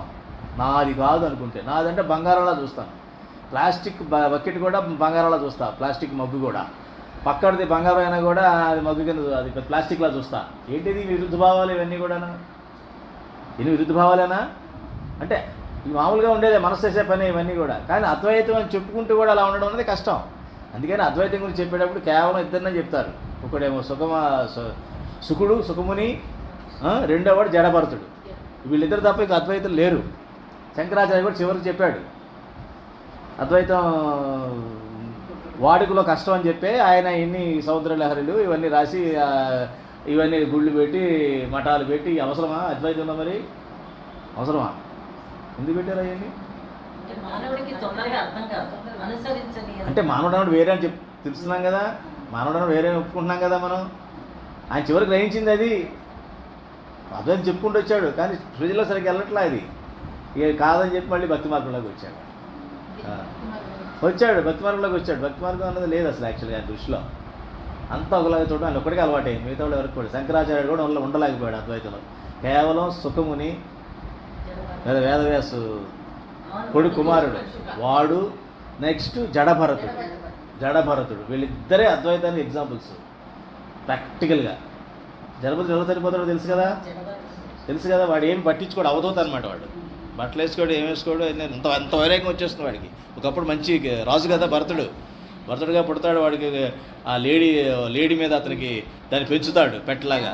వ్యామోహం పెరిగి వీడు మళ్ళీ ఇరుక్కుంటాడు, ఆ మమకారంలో ఇరుక్కొని దాన్ని చనిపోతూ దాని గురించే బెంగపడుతూ పోతాడు. అని మళ్ళీ లేడీలాగా పుడతాడు వీడు. అందుకని ఆఖరి ఆలోచన ఏది ఉంటే అదే పుడతాం మనం. ఆఖరి ఆలోచన వాడికి దాని మీద ఉండిపోయింది మమకారం, మళ్ళీ లేడీగా పుడతాడు. కానీ లేడీగా పుట్టినా ఎంత సంస్కారాలు ఉన్నాయి కాబట్టి, ఆల్రెడీ భగవంతుడి చింతన తపస్సు చేస్తున్నాడు కాబట్టి గత జన్మ గుర్తున్నాయి అతనికి. గత జన్మ అతనికి గుర్తుంది కాబట్టి అప్పుడు పిచ్చి పని చేశాను, అమ్మా ఇదా నేను చేసిన మమకారానికి పోయాను అని పూర్తి వైరాగ్యంతో నెక్స్ట్ జడభరతుడిగా పుడతాడు. లేడీ తర్వాత లేడీ జన్మ ఎక్కువసేపు ఉంటుంది. అందుకే అతనికి రియలైజ్ కాగానే ఆ లేడీ ఎంతసేపు అవుతుంది, ఏదో వేటలో చచ్చిపోయి ఉంటుంది. చచ్చిపోతున్న తర్వాత జడభరతుడిగా పుడతాడు. జడభరతుడు పూర్తి వైరాగ్యం. వాళ్ళు కథ చెప్పుకున్నాం కదా, మనం పల్లకి మోయడానికి పిలిస్తే వాడు వచ్చి ఏం మాట్లాడుకున్నాం, ఈ మట్టి వచ్చి ఆ మట్టిని కొడుతుంది అనేది చెప్పుకుంటూ ఆయన అద్వైతం అనమాట. ఇక సుఖమహాముని మీకు తెలుసు, అసలే బట్టలు ఇట్లా ఏగేసుకోకుండా తిరుగుతూ ఉంటాడు. తండ్రి సుఖమహాముని పిలిస్తే పక్క చెట్టు సమాధానం ఇస్తుంది ఓయ్ అని. ఆయన లేడు, ఆయనే అంతా. అదే అద్వైతం అంటే. ఆయన లేడు అక్కడ. ఇప్పుడు మాట్లాడతాడమ్మా, ఆయన మాట ఆయనే మాట్లాడాలి, రూల్ లేదు. పక్క చెట్టు కూడా మాట్లాడేస్తుంది. ఆ స్పందన ఈయన దగ్గర ఇప్పుడు రాకర్లా. ఇప్పుడు సపోజ్ మీరు నాతో క్వశ్చన్ వేశారు, నేను మాట్లాడటం మానేసి మాది మాట్లాడుతుంది అనుకోండి, స్పెట్స్ బాక్స్, అదనమాట అద్వైతం అంటే. దీనికి నాకు తేడా ఉంటుంది అనమాట. ఆ స్థాయిలో సుఖముని ఉన్నాడు. అది పక్కన చెట్టు అవన్నీ అవి ఆన్సర్ ఇచ్చేవి. అంటే ఆయనలో ఉన్న ఆత్మ అందులో ఉన్న ఆత్మ కూడా ఒకటేగా ప్రవర్తిస్తున్నాం. అది ప్రవర్తించడం లేనప్పుడల్లా అద్వైతం అన్నది అందుకనే మనకి సాధ్యం కానిది. కాబట్టి అందుకని ఏం చేయాలి, అద్వైతం ఏమైపోయిందంటే మిగతా వాళ్ళందరూ కూడా దాన్ని గట్టిగా పట్టుకొని ఆగిపోయారు. కొంతమంది ఏమో పాషండ్ అయిపోయారు, అంటే నాస్తికవాదానికి మొగ్గు చూపుతున్నారు. కొంతమంది భక్తి మార్గానికి దూరం అయిపోతున్నారు. భక్తి మార్గానికి దూరం అయిపోతున్నారు. భక్తి మార్గం దూరం అయ్యేటప్పటికి మాయ ప్రబలం అయిపోతుంది. మాయ ఎప్పుడైతే ప్రబలం అవుతుందో మాయని కంట్రోల్ చేయడం కష్టం అవుతుంది. శ్రీకృష్ణ పరమాత్మ చెప్పినట్టుగా ఆ రథం ఎగ్జాంపుల్ పనిచేయదు. అప్పుడు నేను ఆత్మని, ఇంద్రియాలు, విషయాలు, ఇంకా విషయాలు సంచరిస్తున్నావుగా తెల్లారేసి నువ్వు సుఖమహములాగా జడభర్తులాగా లేవు కదా, అంతా నేను అన్నట్టుగా లేవు కదా. జడభర్త చివరికి నోట్లో రాయి పెట్టుకొని అట్లాగే కాలిపోతాడు అడవులు. అవి పట్టించుకోడు, కాలిపోతున్నా అలాగే నవ్వుతూనే ఉంటాడు. అట్లాగే నోట్లో రాయి ఎలా ఉంటుంది అలా పెట్టుకుని అలా పోతాడు. అంటే ఆయన కాలిపోయాడే మనం అనుకుంటున్నాం, ఆయన కాలిపోలా. అప్పుడు ఉన్నాడు, అప్పుడు కాలిపోతున్నప్పుడు ఉన్నాడు, కాలిపోయాక కూడా ఉన్నాడు. సర్వం ఆయనే, సర్వం ఆయనే. అది అద్వైతం. అర్థమైందమ్మా? అట్లా ఆ తత్వజ్ఞానం ఎవరైతే ఇది చేస్తారో, అంటే అందుకని అద్వైతం కొంతమందే వెళ్ళగలుగుతారు. వెళ్ళినా కూడా దాన్ని సరిగ్గా అర్థం చేసుకొని దానికి తగ్గట్టుగా ఉండగలుగుతారు. అద్వైతంగా ఉండడం చాలా మంచిది. ఉండాలంటే మరి అన్నిటి సమానంగా చూస్తున్నావా తెల్లారు లేచి? సదాశివ బ్రహ్మేంద్ర మహర్షి రమణ మహర్షి, ఆయన రమణ మహర్షి. రమణ మహర్షి కూడా కొంచెం ప్రారంభం ఉందమ్మా, అందుకని ఆయన ఉండాల్సి వచ్చింది. కొద్దిగా ఉంది ప్రారంభం ఆయనకి. చివరికి మాట్లాడాల్సి వచ్చింది ఆయన కూడా. మౌనంగా ఉండి కూడా లాభం లేదని మన గురించి ఆలోచించేటప్పుడు కొంత మాట్లాడడం మొదలుపెట్టాడు. ఆయన మాట్లాడకూడదని ఆయన ఉద్దేశం, కానీ ఆ మాట్లాడకపోవడంతో చాలామంది పుస్తకాలు కూడా రాసేశారు. ఏమనుకుంటున్నాడు ఆయన? ఆ పుస్తకాలన్నీ కూడా ఆయన చెప్పినవి కాదు. ఆయన చెప్పింది ఒకటే ఒకటి, ఏంటి? నేను ఎవరు అనుకోని కూర్చొని అన్నాడు. ఎంతమంది కూర్చున్నారు? రమణ మహర్షిలో ఎంతమంది కూర్చున్నారు చెప్పండి నాకు ఒకసారి. ఇంకే పని చేయకూడదు. నేనెవరు అని కూర్చుంటున్నారు. ఎవరన్నా కూర్చోలేరు, ఇంపాసిబుల్. అది ఆ నేను మీద ఫోకస్ చేయమంటాడు ఆయన. ఏ ఆలోచన, ఈ ఆలోచన ఎక్కడి నుంచి వచ్చింది? కరెక్ట్. నీకు ఆకలి వేసింది, ఆకలి ఎక్కడి వచ్చింది? కూర్చుంటావా? ఈ ఆకలి ఎక్కడి నుంచి వచ్చింది? రమణాశ్రమంలో కూడా లంచ్ టైంకి అందరూ క్యూలో నిలబడతారు. ఈ ఆకలి ఎక్కడి నుంచి వచ్చింది? ఆ టైంలో ఎవరన్నా సాల్వ్ చేసుకుంటున్నారు అక్కడ? లేదు కదా. అంటే అనేది ఏంటంటే ఆయన చెప్పేది చాలా తీవ్రమైనటువంటి పరిస్థితి. అంటే ఆయన సాధన చెప్పాడు యాక్చువల్గా. ఆయన నీకు ఏం వచ్చినా సరే ఆ పడేది ఎవరు అంటాడు. మా భగవాన్ స్వామినారాయణ కూడా అదే చెప్తారు. బాధ వచ్చిందా, కష్టం, అది శరీరానికి బాధ శరీరానికి వస్తుంది. అది జడం, చైతన్యం లేనిది. ఏదో ఏంటోనంటే దుఃఖంగా ఉంది, బాధగా ఉంది, అది మనసుకు వచ్చింది. అది మనసుకు వచ్చింది, సూక్ష్మ శరీరానికి వచ్చింది. ఇది స్థూల శరీరానికి వచ్చింది. దెబ్బ తగిలింది, రక్తం వచ్చింది. ఇది స్థూల శరీరానికి దాని సహజం. దెబ్బ తగిలితే గీసుకుంటే రక్తం వస్తుంది, చేతిలో మంటలో పెడితే కాలిపోద్ది. గురువు గారు కదా, చాలా సత్పురుషుడు శంకరాచార్య పెట్టినా కాలిపోద్ది చెయ్యి. కాదా? ప్రకృతి విరుద్ధంగా ఎవరో ఏది నన్నాడో చేయడానికి వీల్లేదు. అంతే. వాళ్ళు చేయరు కూడా. కావాలని చేయగలుగుతా ఉన్నా కూడా చేయకూడదు. అట్లాగా జరుగుతాయి. అవునా కదా? మరి ఆ రకంగా అప్పుడు నువ్వెవరు మరి? ఆత్మవి. అది మా ఆత్మజ్ఞానం అంటే. అదే సేమ్ అదే ఆత్మజ్ఞానం అంటే. నేను ఆత్మస్వరూపుని అనుకున్నారనుకోండి, అదే అద్వైతం. అంటే శరీరానికి వచ్చిన కష్టాన్ని అమ్మో నాకు వచ్చిన కష్టం అనుకోకుండా, మనసుకు వచ్చిన కష్టాన్ని నా కష్టం అనుకోకుండా నా అన్నావంటే నువ్వు దేహాత్మ స్వరూపుడు అవుతున్నావు. దేహమే ఆత్మ, నేనంటే దేహమే అన్న ఫీలింగ్ ఉన్నంతసేపు అది అందదు. నేను ఆత్మస్వరూపుణ్ణి అని తెలిసినప్పుడు ఏ కష్టాన్ని ఆ కష్టానికి అప్పచెప్పేయడమే. నొప్పి వచ్చింది, అబ్బా శరీరం నొప్పి వస్తుంటే ఒకసారి నొప్పి రాదు, తప్పదు. అది చెప్పాం కదా, 2 దుఃఖాలు ఉంటాయని. ఒకటేమిటి శరీరానికి సంబంధించింది, ఇంకొకటి మనసుకు సంబంధించింది. శరీరానికి సంబంధించింది ఏం చేయాలి? ఓర్చుకోవాలి. మనసుకు సంబంధించింది అది భరించడం కాదు, దాన్ని జాగ్రత్తగా కాపాడుకోవాలి, రాకుండా చూసుకోవాలి. అంటే ఏంటి? ఈ శరీరానికి ఉన్నదేమో భరించాలమ్మా, మనసుకు వచ్చిన దాన్ని కొని తెచ్చుకున్నాయి, మీద పడేసుకున్నాయి. అది జాగ్రత్తగా సాధన చేసి దాన్ని మనం లేకుండా చూసుకోవాలి. అంతే కదా. ఇప్పుడు నాది అనుకుంటే నాది కాదు అనుకున్నప్పుడు బాధేస్తుంది. ప్రాబ్లం అంతా అదే కదా. ఇవాళ ప్రతి చోట ఉన్నది ప్రాబ్లం వల్ల ఇదే నాది అనే బాగా ప్రేమగా ఉన్నాం కానీ తర్వాత కాదన్నట్టుగా బిహేవ్ చేస్తే ఇంకా అయిపోయింది, మొత్తం వీడి జీవితం అంతా కొలాప్స్. అవునా కదా? మొత్తం కొలాప్స్ అయిపోతుంది కదా, మొత్తం కూలిపోలు పడిపోతుంది, మొత్తం జీవితాలు ఎన్ని జన్మలు పడిపోతాయో తెలియదు. అది కాబట్టి మనం ఆ రకంగా స్వామినారాయణ భగవాన్ అదే చెప్తారు. చాలా సింపుల్ క్వశ్చన్ అనమాట. ఏంటి, శరీరానికి బాధ వస్తుంది సహజం, మనసుకి బాధ వస్తుంది సహజం, ఇదేమో అనుభవించు, ఇది ఓర్చుకో, ఇదేమో నువ్వు ఆత్మవి, దానికి ఎటువంటివి అంటావు. అదే అద్వైతం చెప్పినా విశిష్టాద్వైతం చెప్పినా ఎవరు చెప్పినా ఏం చెప్పినా కూడా అదే. అది అనుకోవడం కష్టం కాబట్టి, మాయ బలమైంది కాబట్టి, బలమైన మాయ ముందు మనం కష్టం కాబట్టి పరమాత్మ యొక్క సహాయం మనం తీసుకోవాలి.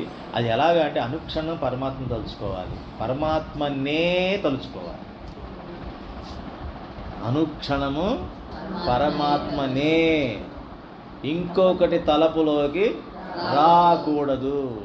ఇంకొకటి అంటే అదేంటి సార్, పొద్దున్న చేస్తే బోర్డు చూస్తాం కదా, ఇప్పుడున్నాం ఇక్కడికి అన్నీ చూస్తున్నాము, ఇవన్నీ వింటున్నాము, ఏదో తింటాం, మా రాత్రి పొద్దునే తింటాం, మళ్ళీ రేపు ఎక్కడికో వెళ్తాం, ఇవన్నీ చేస్తుంటాం కదా అంటే అన్నింటిలోనూ పరమాత్మను చూడు అని అర్థం. దాని అర్థం అన్నింటిలోనూ పరమాత్మను చూడు అని అర్థం. అదే ఇక్కడ చెప్తున్నాడు విభూతి విభాగంలో చెప్తోంది అదే. ప్రతి దాంట్లో నీళ్ళు వచ్చే భావం కూడా నేనే, నువ్వు చేసిన పని నేనే, నా పని ద్వారా వచ్చే ఫలితము నేనే, ఆ ఫలితం ద్వారా వచ్చేటువంటి మళ్ళీ కర్మను కూడా నేనే అని చెప్తున్నప్పుడు ఇంకా నీకు ఇంకేం బాధ కలుగుతుంది? పరమాత్మనే తలుచుకుంటున్నావు కదా నువ్వు. అప్పుడు పరమాత్మనే తలుచుకున్నప్పుడు పరమాత్మ నీకు దగ్గర అవుతాడు. అప్పుడు మన జీవితం కానీ మన భావన అంతా కూడా మారిపోతుంది. భావన అంతా మారిపోతుంది. ఎప్పుడైతే భావన మారిపోతుందో అప్పుడు ఆత్మజ్ఞానం వచ్చినట్టు లెక్క. ఎందుకంటే కనబడని ఆత్మ పరమాత్మ వెలుగులో కనిపిస్తుంది. ఇప్పుడు ఈ మాయలో ఇప్పుడు ఆత్మ కనబట్ల. ఎంత నేను చెప్పినా ఆత్మస్వరూపం రమణ మహర్షి చెప్పినా, స్వామినారాయణ భగవాన్ చెప్పినా, శంకరాచార్య చెప్పినా, ఇప్పుడు నేను చెప్పినా ఏమిటో చెప్తారు. ఈ ఆత్మస్వరూపం అంటే కనబడదు, చంపేస్తుంది ఈ ఆత్మ అనుకుంటాం. ఎక్కడికి వెళ్ళినా సత్సంగం వెళ్ళే ఉంటుంది అసలు ఆత్మ అంటారండి బాబు.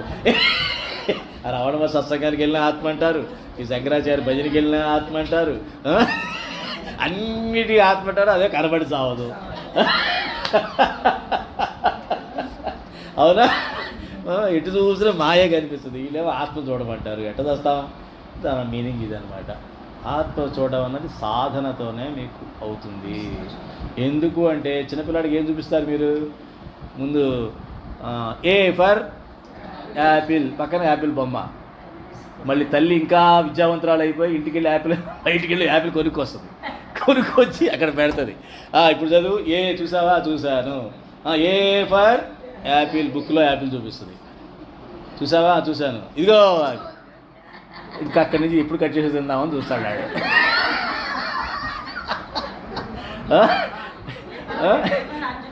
అంటే మాయ విద్య కూడా మనం ఇంత కష్టపడి నేర్చుకున్నాం కదా. మరి ఆధ్యాత్మిక విద్య ఏం పెట్టామండి అక్కడ? ఏ ఫర్ ఆత్మ. మార్చుకోండి, మీరు నేర్చుకునే పద్ధతి మార్చుకోండి అలాగా. కానీ పుస్తకంలో చూడడం అంటే సత్సంగం ద్వారా, గురువు ద్వారా వినడం. దాన్ని ప్రాక్టికల్గా చూడాలి, నీ అనుభూతిలో చూడాలి. అదే సాధనమ్మా. అందుకనే భక్తి మార్గం ఈజీ మనకి. ఇప్పుడు రామదాసుకి రాముడే కనిపించాడు. ఇంకో ఆయన భక్తుడు కదా, మీరేది బాగా గుర్తుంటాయి ఇలాంటి. ఆయన యాక్చువల్గా రామభక్తుడు అయితే కృష్ణ భక్తుడు. రాముడిలాగా వస్తాడు దర్శనం. భగవంతుడు వస్తాడు రాముడుగా, ఇది ఒప్పుకోడు ఆయన. అబ్బాబే ఇలాగా నా కృష్ణుడిలా కనబడాల్సిందే అని కనిపిస్తాడు వచ్చి. అట్లా ఎవరి భావం వాళ్ళది. అది నేను కామన్ చేసి చెప్పలేను. అది అర్థమైందమ్మా? అది మాయది ఇంద్రియాలకి అనుకూలంగా కనబడేది మాయ. అంటే కళ్ళతో చూసేది, వినేది అన్నీ కూడా మాయని మనం ఈ పంచేంద్రియాల ద్వారా గ్రహించవచ్చు. కానీ పరమాత్మని, ఆత్మని మనం ఈ పంచేంద్రియాలతో, ఈ దశేంద్రియాలతో మనం గ్రహించలేము. కాబట్టి ఇది దాటి మనం వెళ్ళాలంటే మనం ఈ రకంగా మనం చూసుకోవాలన్నమాట. ప్రతి మాయలోనే భగవంతుని చూడటం అలవాటు చేసుకోవాలి. మాయలోనే భగవంతుడు, ఎందుకంటే మాయ కూడా భగవత్ స్వరూపం కదా. అప్పుడే సాధ్యమవుతుంది అది. అంటే పరమాత్మనే అనుక్షణం తలుచుకోవాలి. పరమాత్మనే, అమ్మ ఈ రుచిగా ఉంది ఇది. ఆ రుచి కూడా ఎవరు? పరమాత్మ. ఇప్పుడు ఈజీ అయిపోయింది. విభూతి యోగాన్ని మీరు ఆ రకంగా వాడుకోవాలి. విభూతి యోగాన్ని మనం ఆ రకంగా వాడుకోవాలి. అప్పుడు మీకు పరమాత్మ కనిపిస్తాడు. ఇప్పుడు ఖాళీ సమయం వచ్చిందమ్మా, కూర్చున్నారు ఎట్లా, వెంటనే టీవీ చూడటము లేకపోతే వాట్సాప్ ఇవి చూడకుండా భగవంతుడిని తలుచుకోండి. మీ ఇష్టదైవం యొక్క స్వరూపాన్ని తలుచుకోండి. మీకు ఇష్టం వచ్చినట్టు తలుచుకోండి. అంతేగాని ఏదో సినిమాలో చూసిందో లేకపోతే అక్కడ బొమ్మ చూసిందో కాదు. మీ అలంకరణ మీరు చేసుకోండి. మీ పరమాత్మకి ఎవడొద్దన్నాడు? అలాగే అలంకరణ చేసుకోండి. రూల్ ఉందా ఏమన్నా? లేదు కదా. మీకు కావాల్సినట్టుగా భగవంతుని అలంకరణ చేసుకోండి. భగవంతుని మీకు కావాల్సినట్టు మాట్లాడుకోండి, కావాల్సినట్టు కూర్చోండి, కావాల్సినట్టు హాయిగా అట్లా ఊహించుకోండి చక్కగా. అలాగే మీరు దేవతలందరినీ నమ్మినట్లయితే గాలి వస్తున్నప్పుడు అమ్మ వాయుదేవుడా వచ్చావా అనుకోండి. పొద్దున్నే సూర్యుడు రాగానే మనం అందరూ దండం పెట్టుకుంటాం కదా. ప్రత్యక్ష నారాయణ సూర్యభగవాన్ వచ్చావా అని చెప్పి దండం పెట్టుకుంటాం కదా. ఎప్పుడైతే నీకు తెలిసినట్టుగా గాలి వెళ్ళింది అనుకోండి, ఇలాగా అమ్మ వాయుదేవుడు నన్ను ఆశీర్వదించాడు అనుకోండి. అది అనుకోగా వరుణుడు వస్తే ఆహా అని. ఇది సాధనా క్రమము. అంతేగాని ఏదో షోకేసులో బొమ్మలాగా షోకేసులో మంచి కృష్ణుడి బొమ్మ తెచ్చి లేపాక్షికి వెళ్ళి 5 లక్షలు పెట్టి కృష్ణుడి బొమ్మ తెచ్చి అక్కడ పెట్టి రోజు తీసి చూడడం కాదు. అది కాదు. దానివల్ల మీకు ఎటువంటి పరమాత్మ భక్తి రాదు. వస్తుంది మళ్ళీ కొన్ని కోటి సంవత్సరాలు పడుతుంది. కనీసం రోజు ఆయన విగ్రహాన్ని తుడుస్తున్నాడు కాబట్టి ముందు ఏదో ఆ మందిరంలో దగ్గరగా సేవ చేసుకునే జన్మ వస్తుంది. ముందు ఆ మందిరం దగ్గరలో అక్కడ ఆయన సేవ చేసుకునే జన్మ వస్తుంది. ఇక ఆ తర్వాత అలా అలా అలా అలా అలా అలా పెరుగుతున్నారు అన్నమాట. అర్థమైందమ్మా? కాబట్టి మానసిక పూజ చేయడం అనేది బాగా నేర్చుకోవాలి. నెక్స్ట్ టైం అయిపోయిందా? అవగొట్టేద్దాం. చాపి సర్వభూతానాం బీజం తదర్జున న తదస్తి వినాయత్య మయా భూతం చరాచరం. ఓ అర్జున, సర్వ ప్రాణుల ఉత్పత్తికి కారణమైన బీజము నేనే. ఏలనన నేను లేని చరాచర ప్రాణి ఏదీను లేదు. యచ్చాపి సర్వభూతానాం బీజం తదహమర్జున న తదస్తి వినాయత్ స్యాత్ మయా భూతం చరాచరం. ఇది గుర్తుపెట్టుకోవాల్సింది. సర్వ ప్రాణులకి సర్వ సృష్టికి కారణమైన బీజమును నేనే. ఇప్పుడు మామిడి చెట్టు వేశారు. మామిడి చెట్టు ఏంటది? మామిడి టెంక వేస్తే మామిడి చెట్టు వస్తుంది. మళ్ళీ మామిడి చెట్టులో మామిడికాయలు వస్తాయి. మళ్ళీ అందులో అదే టెంక ఉంటుందా? ఉంటుంది. మరి భగవంతుడి సృష్టికి బీజం ఆయన అయినప్పుడు మనందరం పరమాత్మ ద్వారా వచ్చినప్పుడు మనలో కూడా పరమాత్మ ఉన్నాడా లేడా? మనలో కూడా బీజం ఉందా? ఉంది. కానీ దాన్ని మనం నాటట్లా. దాన్ని మళ్ళీ గుర్తించగా దాన్ని మళ్ళీ తీసి నాటాలి కదా. ఇప్పుడు మామిడి పండు తీసేసి తినేసేసి టెంక నాటితే మళ్ళీ దాంట్లో మొక్క వస్తుంది. దాన్ని తీసుకెళ్ళి ఎక్కడో పడేస్తే ఇంకా అది నాటుకోదు. లేకపోతే దాన్ని వేయించేసాం అనుకో బాగా, ఇంకా అసలు అది అంతే కదా. మీరు బియ్యం కానీ ఒట్లు కానీ తీసుకొచ్చి వేయించేస్తే అది మళ్ళీ దాన్ని విత్తనం వస్తుందా? విత్తనం కింద వాడచ్చా? దాన్ని వాడలేము. అందులో జీవం ఉన్నప్పుడే అది విత్తనం కింద ఉపయోగపడుతుంది. అలాగే మళ్ళీ పరమాత్మ భావాన్ని ఆత్మభావాన్ని ఎప్పుడు కూడా ఉంచుకోవాలి. అదే బీజము. పరమాత్మ బీజం మనలో ఎప్పుడు కూడా ఉండాలి. ఎప్పుడైతే ఆ బీజం మనలో ఉంటుందో దానికి మనకి కనెక్షన్ ఉంటుందన్నమాట. పరమాత్మకి మనకి కనెక్షన్ ఉంటుంది. అదే చెప్తున్నాడు. కాబట్టి ఈ సకల సృష్టిలోనూ నేనే బీజాన్ని. కాబట్టి నేను మామిడి చెట్టుని అనుకుంటే, ఈ మామిడి చెట్టు అందరూ మీరు మామిడి కాయలు అనుకుంటే మీలో ఉన్నటువంటి ఆ టెంకను కూడా నేనే అని గ్రహించమంటున్నాడు అన్నమాట. నెక్స్ట్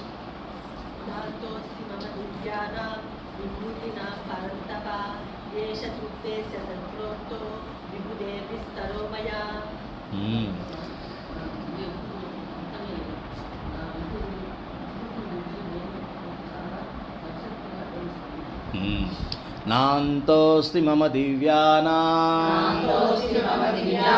విభూతీనాం పరంతప ఏష తూద్దేశతః ప్రోక్తో విభూతేర్విస్తరో మయా. కాబట్టి నా ఈ దివ్య విభూతులకు అంతమే లేదు. ఇక్కడ గమనించండి, భగవంతుడి విభూతులన్నీ కూడా దివ్యమైనవి. అది గమనించండి. దివ్యం అంటే ఎటువంటి దోషము లేదు. కాబట్టి మనలో ఆయన చెప్పినటువంటి ఏవైతే మనం ఎక్కడైతే ఆయన చూస్తూ ఉంటామో, అలా చెప్పాడు కదా, ఆ తెలివిలో నేనే, వ్యవసాయాత్మక బుద్ధిని నేనే, తత్వజ్ఞానాన్ని కూడా నేనే అని ఎప్పుడైతే అనుకుంటున్నామో దాన్ని పరమాత్మ చూసినంత దివ్యంగా కనుక మనం వాటిని భావించగలిగితే అది దివ్య విభూతులు మనకు కూడా వస్తాయి. అవి దివ్యమైనటువంటి విభూతులు. వాటిని మనం ఏదో పుట్టుపడడానికి వీల్లేదు. గెలుపు వచ్చింది, ఆ గెలుపు అన్నది నేనే అంటున్నాడు. సో ఆ గెలుపును కూడా ఆయనకి అప్పచెప్పేసి ఇది పరమాత్మ అని అనుకోవాలి. అది ఆయన విభూతులన్నీ కూడా దివ్యమైనవి, దోషపూరితమైనవి కావు. కాబట్టి వాటిని మీరు పదే పదే ఈ విభూతులన్నీ కూడా ప్రపంచంలో చూస్తూ కనుక మీరు ఆ అనుభూతిని పొందినట్లయితే ఆ దివ్యత్వం మనకు కూడా వస్తుంది. అది విభూతులను చూస్తాం కాబట్టి ఆ దివ్యత్వాన్ని దగ్గర అవుతాం మనం. ఇదొక పద్ధతి. లేకపోతే మీరు మాయకి దగ్గర అయిపోతూ ఉంటారు. మాయకి దగ్గర అయిపోద్ది దోషాలు పెరుగుతూ ఉంటాయి. దోషాలు ఎప్పుడు పెరిగే కొద్దీ మన జన్మలు కూడా పెరుగుతుంటాయి. ఇంట్రెస్ట్ బాగా ఫాస్ట్గా వస్తుంది. అక్కడ రూపాయి పెడితే ₹1 కోటి వస్తాయి. ఎక్కడ? మాయలో. మాయలో ₹1 పెట్టారనుకోండి, 1 కోటి జన్మలు ఫ్రీ. అదే ఈ ఆధ్యాత్మికలో ₹1 పెడితే 1 కోటి జన్మలు ఎంత మైనస్, లయం చేస్తుంది, మైనస్. హ్యాపీ కదా? అంటే మీ పాత అప్పులన్నీ తీరిపోతుంటాయి. ఫటా ఫటా ఫటా ఫటా. ఒక్కొక్క సత్సంగం చెప్పా కదా, ఒక్కొక్క సత్సంగం దాదాపుగా ఎన్నో గుళ్ళు కట్టినంత పుణ్యం ఉంది అందులో. ఎందుకంటే మీరు భావంతో కూర్చుంటారు ఇక్కడ. భావంతో ఇక్కడేమీ లేదు. ఏ ఇంద్రియమో పనిచేయదు ఇక్కడ. శ్రవణేంద్రియం పనిచేస్తుంది, కానీ అది ఒక భావంతో కూర్చుంటుంది. అంటే భావంతో కలిసి ఉంటుంది ఈ శ్రవణేంద్రియం. అంతేగాని ఏదో సౌండ్ వినపడుతుంది కదా విన్నాను అనుకోదు, మాయలాగా. అర్థమైందా? కాబట్టి ఆ దివ్యత్వం ఆ రకంగా వస్తుందన్నమాట. ఏమ్మా? నెక్స్ట్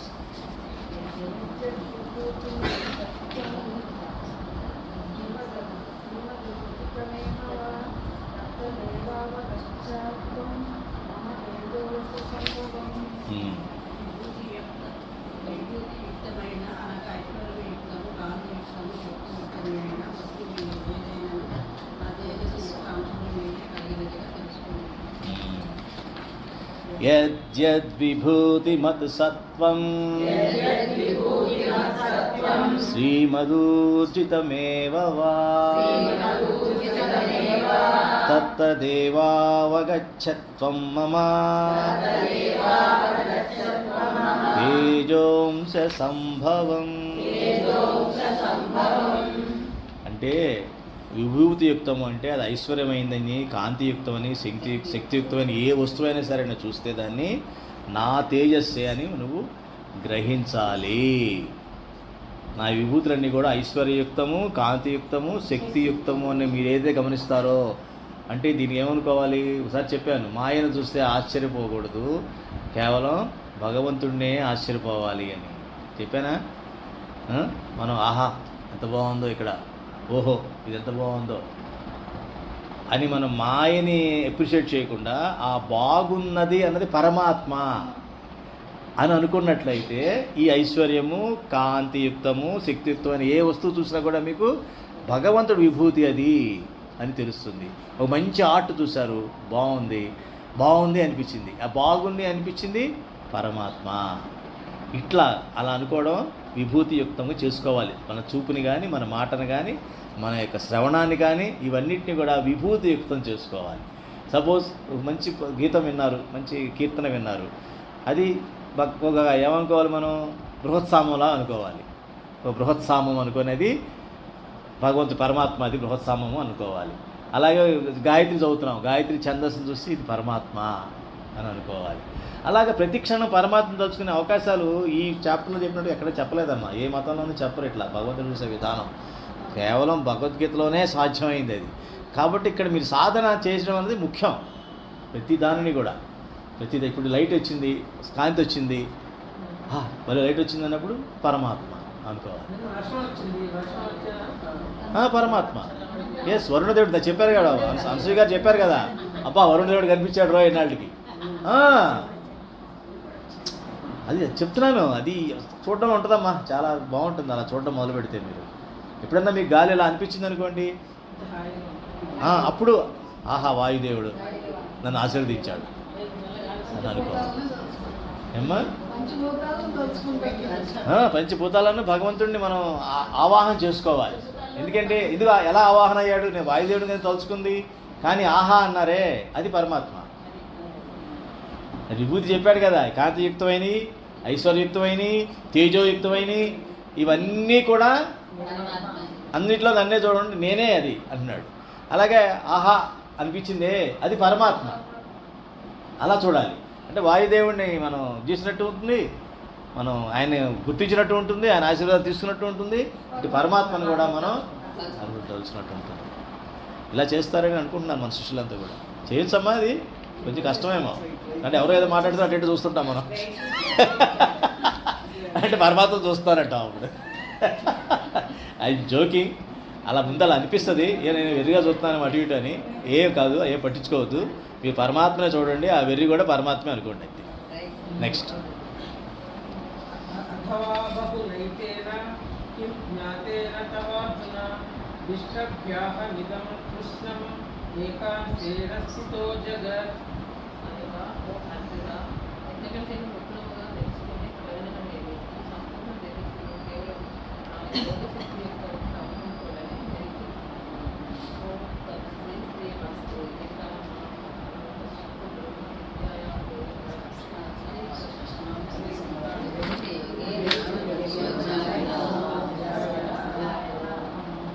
అథవా బహునైతేన కిం జ్ఞాతేన తవార్జున ఇష్టభ్యాహమిదం కృష్ణం ఏకాంసేన స్థితో జగత్.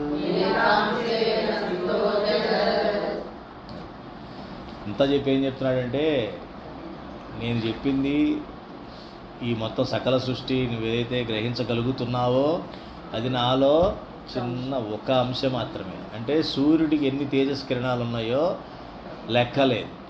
అనంతమైనటువంటి విభూతులు ఉన్నాయి భగవంతుడికి. అనంతం అంటే మనం లెక్క పెట్టలేనన్ని విభూతులు ఉన్నాయి. ఈయన చెప్పింది అందులో చాలా తక్కువ. ఎంత తక్కువ అంటే అసలు సముద్రం మొత్తం ఇసుక రేణువులు తీసుకుంటే సముద్రం ఒడ్డున ఒక రేణువు లాంటిది అంతే ఇప్పుడు చెప్పింది. కాబట్టి నా యోగశక్తి ఒక అంశం ఎంత ఉందంటే మనం పరమాత్మను ఎలా ఆలోచించవచ్చు. అమ్మ ఒక అంశేనా మనకు అందుతుంది, అది కూడా గ్రహించలేకపోతున్నావా అంటే ఆయన గ్రహించడం మన వల్లనే అవుతుందా? కాదు. అంటే మన యొక్క ఆనందం ఆ ఒక్క అంశకే ఎక్కువైపోతుంది మనకి, అంతే కదా. ఇప్పుడు మీ సముద్రం ఎవరిని పిలిచారు మిమ్మల్ని, మొత్తం సముద్రం రాసి ఇచ్చేస్తాను తీసుకుపోరా ఇంటికంటే కుదిరి చేయగలవా మనం? అటు రాసి ఇచ్చిన సముద్రం మొత్తం తీసి ఎక్కడ పెట్టుకుంటాం? అంటే మన వల్ల కాదు అది. మహా అయితే చెంబు తీసుకెళ్తాం సముద్రం ఒడ్డుకి, లేకపోతే బిందె తీసుకెళ్తాం, లేకపోతే మహా అయితే ట్యాంకర్ ఒకటి తీసుకెళ్తాం. పెద్ద ట్యాంకర్ తీసుకెళ్ళి తోడేరు ఎంత తోడినా నువ్వు ఎంత? అబ్బే అది అసలు ఆనయే ఆనదు సముద్రంలో. అంత అనంత విభూతుడు పరమాత్మ. ఇది ఎందుకు అనుకోవాలి అంటే భగవంతుడు మహిమ మీకు తెలుస్తుంది. భగవంతుడి మహిమ వెలుగులో మాయ మొత్తం మాడిపోతుంది. ఇప్పుడు మీ భావంలో, నా మాటల్లో కాదు, అది మీ భావంలో రావాలి. ఈ భావంలో అలా ఉన్నప్పుడు ఈ మహిమ, భగవంతుడి మహిమ, అంత మహిమాన్వితుడైన భగవంతుడితో నేను దగ్గర అవుతున్నాను అన్నప్పుడు ఈ మాయ అంతా మాడిపోతుంది, మసి అయిపోతుంది అనమాట. అప్పుడు మిమ్మల్ని మాయ ఏ ప్రకారంగానే ఇబ్బంది పెట్టదు. ట్రై చేస్తుంది ఇబ్బంది పెట్టడానికి. ఏమి ఇబ్బంది పెడితే ఒకటి ఇబ్బంది పెడుతుంది. ఏంటది? వీడిని పరమాత్మను ఎలా దూరం చేయాలా అని చూస్తుంది. వీడిని పట్టించుకోవట్లేదు, వీడిని పట్టించుకోవాలి చేయాలంటే ముందు పరమాత్మ నుంచి దూరం చేయాలి వీడిని అనుకుంటుంది. ఆ కుయుక్తులు మీకు తెలుసుకునేలాగా మీరు సాధన చేస్తే సరే. ఓం తత్సదితి శ్రీమద్భగవద్గీతాసూపనిషత్సు బ్రహ్మ విద్యాయాం యోగశాస్త్రే శ్రీకృష్ణార్జున సంవాదే విభూతి యోగో నామ దశమోధ్యాయః. ఓం సహనా భవతు సహనౌ భునక్తు సహ వీర్యం కరవావహై తేజస్వినావధీతమస్తు మా విద్విషావహై. ఓం శాంతి శాంతి.